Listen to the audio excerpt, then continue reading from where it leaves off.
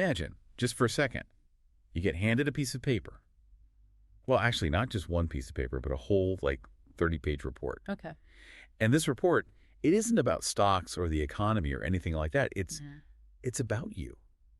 It's a map of your brain that somehow explains, I don't know, decades of your life. That's a terrifying thought. Isn't it? Every little struggle, every quirk, every time you felt, just out of step with everyone else, suddenly it's all there in black and white. It's also kind of an electrifying thought, though. We think of self-discovery as this slow, long journey. But sometimes, I guess, it just arrives. Bam, here's the manual you've been missing. Exactly. And that is precisely where our subject, Michael, found himself in the middle of January 2026. So today on this deep dive, we're unpacking his blog post. It's called Life as a New ADHDer. And he wrote it just a few days after getting that report. Just a few days. And looking at it, it's not just some medical update. It really feels like a confession and a celebration all at once. Yeah, and I think we should be clear from the start. We're not just here to, read out medical stats. We're not doctors. Right, we're definitely not WebMD. No. No, what we want to do today is explore the emotional arc of getting a diagnosis this late in life. We're going to trace this journey from burnout and total confusion to what he calls a new lightness of being. A lightness of being. I love that. It's a fascinating look at how a label, which I think a lot of people fear, can actually be this incredibly liberating thing. Liberation is a strong word, but when you see what he was up against, it really makes sense. So let's get into it. The whole thing kicked off with that assessment report he got in early January. And the numbers were, they were distinct. Distinct is a mild way of putting it. The official finding was moderate to severe ADHD. But, for anyone listening who thinks they know what ADHD looks like, his scores might be a surprise. We all have that kind of caricature in our heads, don't we? Oh, absolutely. The stock image is always that, that hyperactive little boy who's bouncing off the classroom walls. Mm-hmm. Exactly, the cultural stereotype. Yeah. But Michael's data, it tells a very different story. So for the hyperactive impulsive markers, he scored a 5 out of 9. Okay, so it's there. It's there for sure. It shows some restlessness. But it's not the headline. It's not the main event of his experience. The real headline is in that other category, the inattentive markers. Correct. And this is where it gets really, really fascinating. He scored a 9 out of 9. A 9 out of 9. A perfect score, if that's what you want to call it. Right. And that score, it points to this often invisible experience of ADHD. This isn't about being loud or running around. This is about your mind just constantly drifting. It's internal chaos, not external chaos. It's the space cadet, not the Energizer Bunny. Sort of, yeah. But it's even deeper than just daydreaming. When you're a 9 out of 9 on inattention, your internal world is just moving at a million miles an hour, even if you look totally calm on the outside. And because it's all internal, it gets missed. Nobody notices? You're not disrupting the class? You're not disrupting anything. You're just absent. You're there physically, but your mind is somewhere else entirely. Which brings us to his reaction. You'd think being told you have a moderate to severe condition, getting a disorder label, yeah, that would be awful. But Michael didn't feel despair. He used a very specific word. Vindication. Vindication. It's such a potent word in this context. It's not just relief, it's proof. It validates the entire struggle. Michael talks about realizing he'd been masking his whole life. And maybe we should define that, because it's a term you hear a lot now. Yeah, let's unpack that. What does masking actually look like for him? Well, think of it like you're in a play, and everyone else has a script, but you don't. So you're improvising every single second just to keep up. That sounds incredibly exhausting. It is. It just drains your battery. Yeah. You're manually operating your brain while everyone else seems to be on autopilot. You're constantly checking yourself. Am I making eye contact? Did I just hear what they said? Am I sitting still enough? And that totally explains the contrast he describes. Back in November, before the diagnosis, he says he was approaching full-on burnout. He was confused, obsessing over his own behavior. And that spiral happens because you don't have answers. If you don't know why you struggle, you just assume it's a character flaw. You think, I'm lazy or I'm broken. But then you compare that to his state in January. He describes this new lightness of being. He's calmer. Nothing external has really changed, but the understanding that seems to have shifted everything. It's the shift from fighting a ghost to working with something you can actually see. The shame starts to evaporate when you realize it's biology, not a moral failing. That shift must completely change how you see your own past. He talks about looking back with a different lens, forgiving his younger self, instead of judging him. This is one of the most healing parts of a diagnosis like this. He mentions daydreaming in school, ignoring work, and back then, to a teacher, that just looks like laziness. Right. The old report card comment. Michael has so much potential if only he'd apply himself. Exactly. But now, through the lens of a 9 out of 9 inattentive score, that looks like a brain that literally could not engage. It wasn't a choice. His brain wasn't getting the dopamine it needed to focus. He also lists some adult struggles that he says have been getting worse. I mean, inattention is the big one, but I really connected with the auditory processing thing he mentioned. He says he has a skill for forgetting names the second he hears them. Oh, the classic sound file not found error. Is that what that is? I mean, we've all done it, but for him, it sounds like it's constant. Right, and there's a reason for that. It's often a glitch in your working memory. For a neurotypical brain, you hear a name, you hold it for a second, you file it. For an ADHD brain, that working memory is already overflowing. This is not that he's being rude. Not at all. It's that his brain doesn't register the information because it's already jumping to the next thing. What you're wearing, the noise in the background, his own thoughts. He hears the sound, but the meaning just doesn't stick. He also mentions being distracted by anything new, the allure of the new. It sounds kind of poetic, but in reality, it's really disruptive when you're just trying to get things done. For sure. And this is so key to understanding the ADHD nervous system. It is interest-based, not importance-based. Wait, break that down. Interest-based versus importance-based. That feels crucial. So most people can do something because it's important. Like, I have to do my taxes because it's important. For the ADHD brain, that logic doesn't really work. It runs on interest, novelty, challenge, urgency. His brain is starving for stimulation dopamine. So a new, shiny task feels physically more compelling than a necessary, boring one. Speaking of things that feel physically compelling or painful, we should talk about one of the hidden symptoms he brings up. It's an acronym that's finally getting some attention. RSD. Rejection-sensitive dysphoria. Yeah, this is a big one. It's not officially in the DSM yet, but pretty much everyone who treats or has ADHD recognizes it.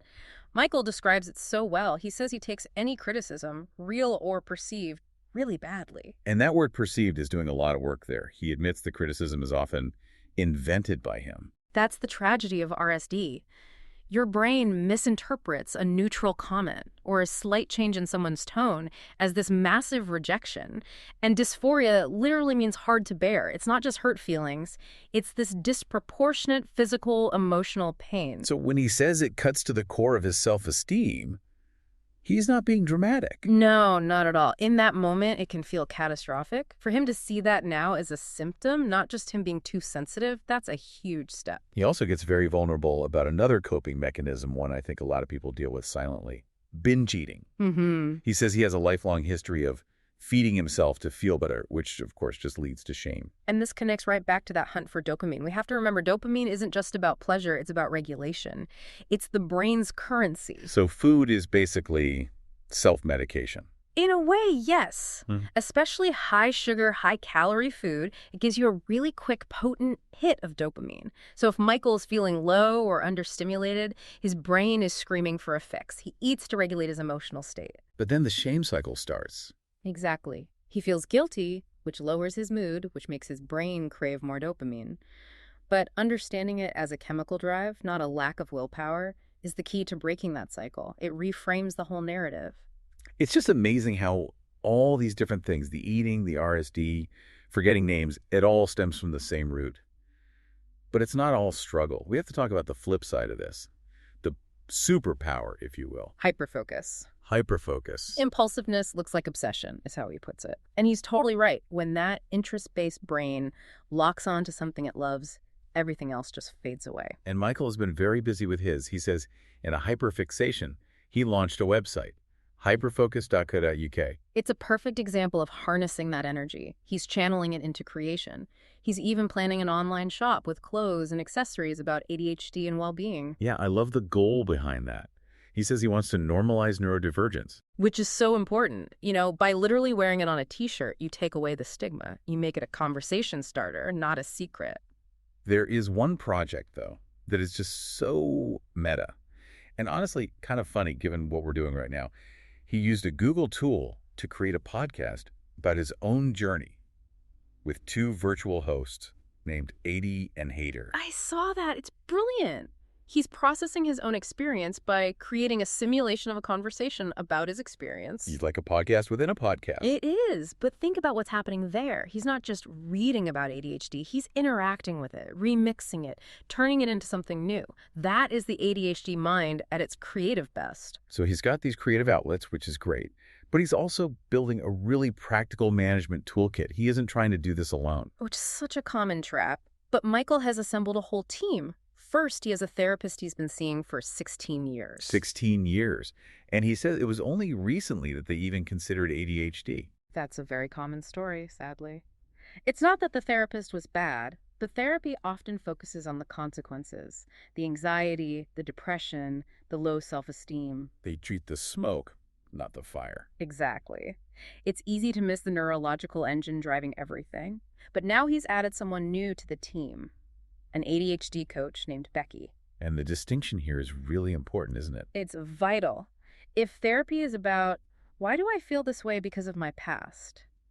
Coaching is about, okay, how do I get my laundry done today? So Becky isn't digging into his childhood.